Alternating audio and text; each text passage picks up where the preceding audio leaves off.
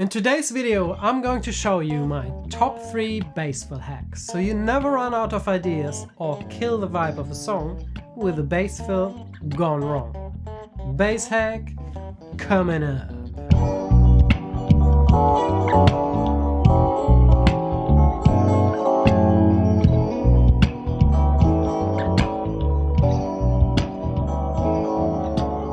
Hey bass hackers, Misha here with MMEducation, showing you how to learn faster and practice smarter by using the latest findings in neuroscience, so you can become the bass player you want to be, express yourself freely on your instrument and connect with your audience on a deeper level. So if you're new here, consider subscribing, and at any point during the video go check out the show notes in the YouTube description. Bullet points for this episode, links to related videos and free resources, all in the YouTube description. So let's get going and build some new neural pathways. Does any of this sound familiar to you?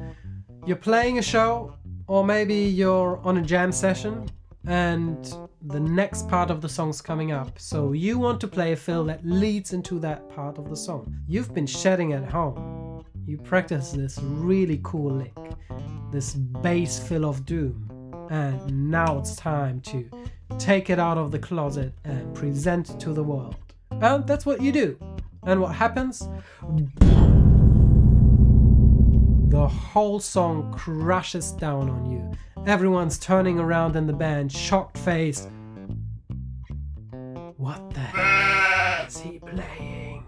And your self-esteem shrinks to a tiny raisin. Just so that won't happen to you anymore, here are my top 3 bass fill hacks. Number 1, pentatonic fills. Pentatonic fills are probably the easiest to begin with, but they have a very distinct sound which might not always serve the song. Number 2, rhythmical displacement of the original bass line. This bass hack works really well if you have a simple bass line, like Cantaloupe Island for example. Bass hack number 3, permutations of motives of the original bass line. This is probably the most challenging bass hack, but it also reaps the most beautiful results. So here's my quick and easy recipe to playing pentatonic fills over any type of chord changes. First thing you have to do, find the tonic of the chord progression you're playing right now. For me that's G major, because I'm playing a 1, 5, 6, 4 chord progression. I go to the parallel minor, which is E.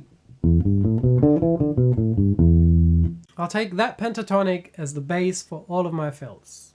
And now I'll just play the groove, and instead of the last chord, the 4, I play a pentatonic fill in E minor.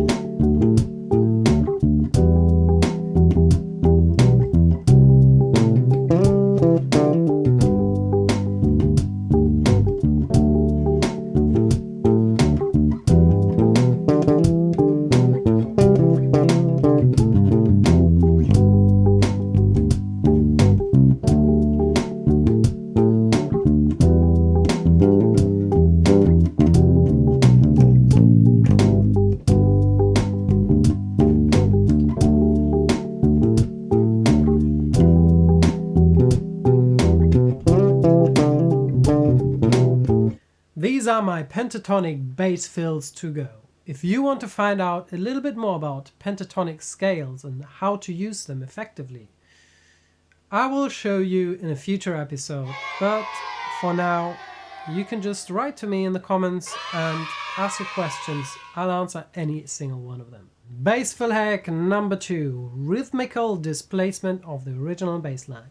One approach to this is just taking one note at a time, displacing it, and the more comfortable you get, the more notes you can include. You can also leave out notes to create more space. I'm just gonna quickly demonstrate to you what I mean. I think that says more than 1,000 words.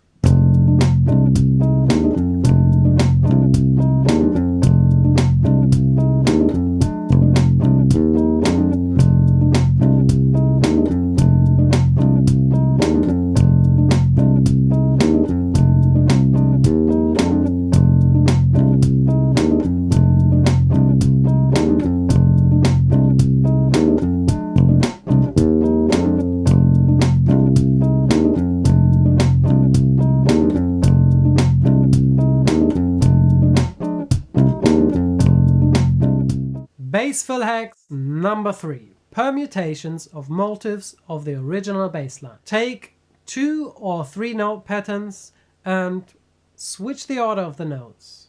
Shift them diatonically or play inversions of them, or just simply change the rhythm like we did in the last hack.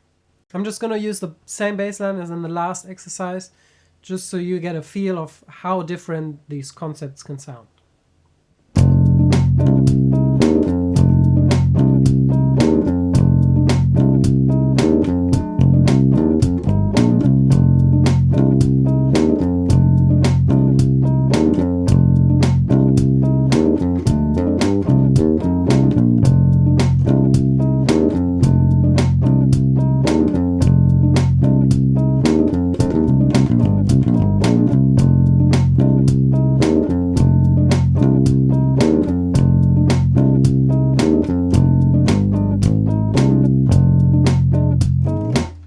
Okay, just for the sake of it, I'm gonna play a bass line that's a little bit more busy and take motives from that, so I just have a little bit more of a choice, and maybe the concept of using motives and shaping them into new little motives comes a bit more apparent to you.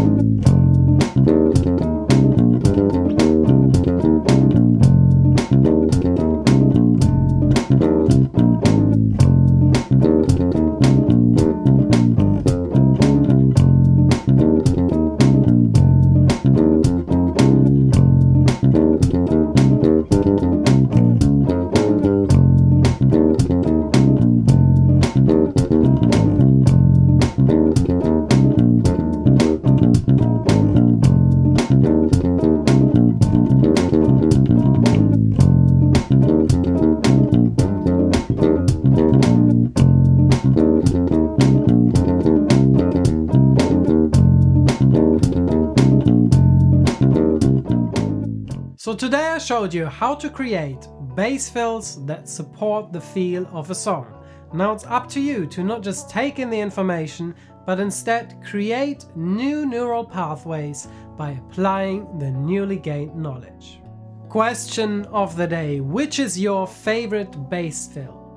Did the bass player use any of the 3 approaches that I described in this video? Let us know in the comment section, and remember, some of the coolest ideas come from you and the MMEducation community. Also, if there's a specific topic that you would like to have covered in one of the future episodes, let me know in the comment section. Alright bass hackers, thanks for checking out this video. I hope it got you one step further towards becoming the bass player you want to be. Definitely subscribe for more videos just like this. And if you haven't downloaded my top 10 practicing hacks, I show you exactly what you need to do to learn more in less time. You learn about state management, about practice-based setup, about having better focus, and more. You can grab that for free with a link in the description. Until next time, MMEducation helps you to learn faster and practice smarter. So keep up the good work. Love and bass.